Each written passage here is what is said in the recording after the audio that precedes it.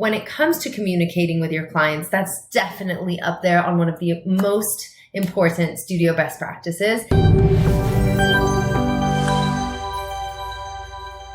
Hi there, Catalina here, founder of Telomere Consulting. I'm super excited to talk to you about studio communication today. Now, we all know that a studio communication strategy is essential, and we are talking about studio best practices. So when it comes to communicating with your clients, that's definitely up there on one of the most important studio best practices. It allows you to tell your story and build rapport and therefore trust.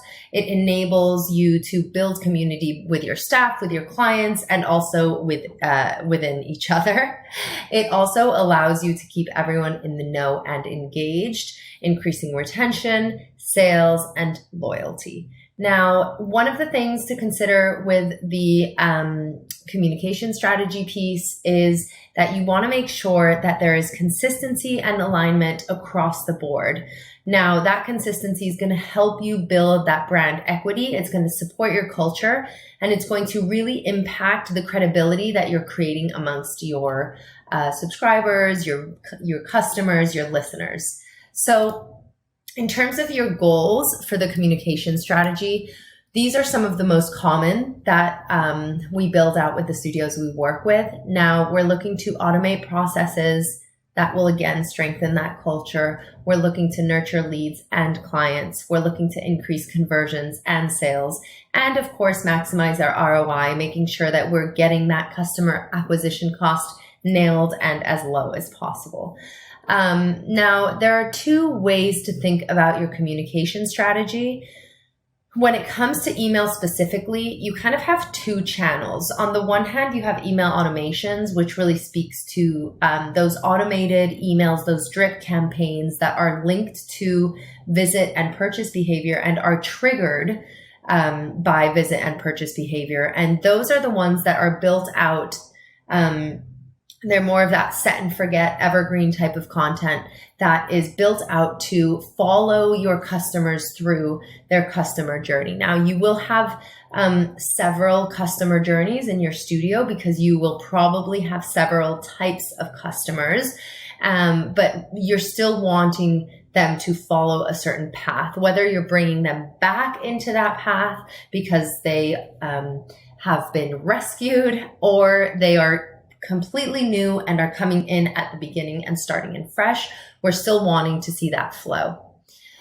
Now, in terms of the channels that you will be considering, you definitely want to think about, okay, so where do my people hang out and how can I spend more time on those platforms? So focusing our efforts primarily on the platforms that they are spending most of their time on, but then also considering where else we might catch them to really make sure that we're having that omni-channel approach. With studio marketing, we've seen the most successful marketing strategies have that blend of email, blogs, in person, of course, being on social, and then those platforms, thinking about what social platforms we want to prioritize. Also doing ads can sometimes be very helpful, pay-per-click ads, whether you're doing it on Google or Meta, making sure that everything is super aligned. So when you're thinking about what channels to use, definitely think more is more, but then narrow it down to, okay, so what is the bare minimum I need in order to move the needle when it comes to the amount of engagement and content I'm putting out there. There's definitely like a myth out there that talks about managing different channels separately. This is a lie. It is false. You absolutely need to manage everything together because you want to make sure you're avoiding inconsistent messaging. That can make your customers confused. It can dilute your brand message.